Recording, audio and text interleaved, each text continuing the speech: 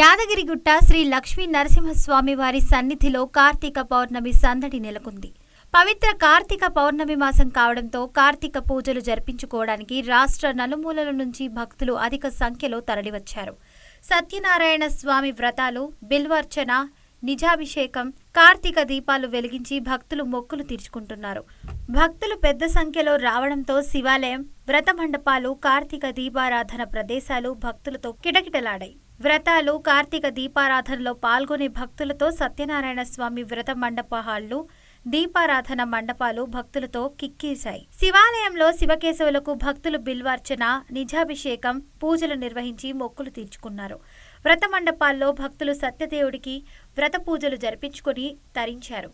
భక్తులకు ఇబ్బందులు కలగకుండా ఆలయ అధికారులు అన్ని ఏర్పాట్లు చేశారు.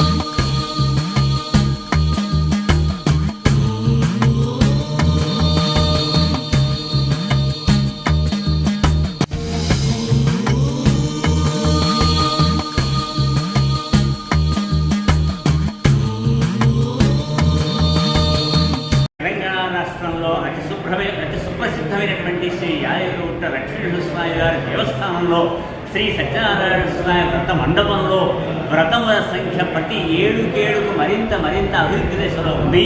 కేవలం ఈ స్వామివారి దేవస్థాన సన్నిధిలో సత్యనారాయణ స్వామి వ్రతాలు చేసుకున్న వారి భక్తుల సంఖ్య గణనీయంగా ఏడుకేడుకు పెరుగుతోంది.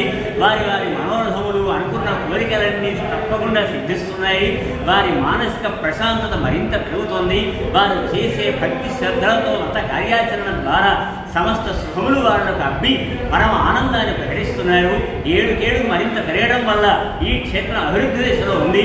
అదిగాక సత్యనారాయణ స్వామి వ్రతములలో 5 కథలలో స్కాంద పురాణం ప్రకారంగా కల్పంలో ఉన్న ప్రకారం ఆలోచిస్తే మాత్రం భక్తులంతా కూడా వాళ్ళు పూజా వస్తువులన్నీ తెలుసుకొని పద్ధతి ప్రకారం ఆచరిస్తున్నారు.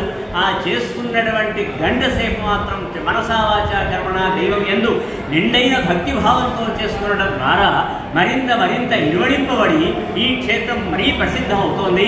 ఈ కార్తీక మాసం వ్రతాలు చేసుకోవడానికి మరీ ప్రత్యేకత కలిగి ఉన్నది. ఈ స్వామివారి వ్రతాలు ఉదయం నుండి సాయంత్రం వరకు కూడా సకుటుంబంగా భక్త బృందం ఆనవాయితీగా వస్తారు, పూజలు చేసుకుంటారు. తద్వారా మంచి అనుకున్న ఫలితాలు పొందుతారు. ఇది ఇలాగే మరింత పెరగాలని మేమందరం ఆశిస్తున్నాం. వారి భక్త బృందాలంతా కూడా సకుటుంబంగా రావాలని, ఈ స్వామివారి కార్యక్రమంలో కైంకర్యంలో పాల్గొనాలని త్రికరణ శుద్ధిగా వారిని ఆహ్వానిస్తున్నాం, స్వాగతిస్తున్నాం. ఈ రకంగా ఇప్పటికీ 5-6 బ్యాచ్లు జరిగిపోయినాయి. సంఖ్య గణనీయంగా పెరుగుతోంది. వీరి భక్త బృందానికి అంతా కూడా పరమాత్మ యొక్క అనుగ్రహంతో, మరి అర్చకులు, పురోహితులు, వేద పండితుల యొక్క ఆశీర్వాదంతో మరింత సుఖశాంతులతో వర్ధిల్లాలని ఆశీర్వదిస్తున్నాం. స్వస్తి.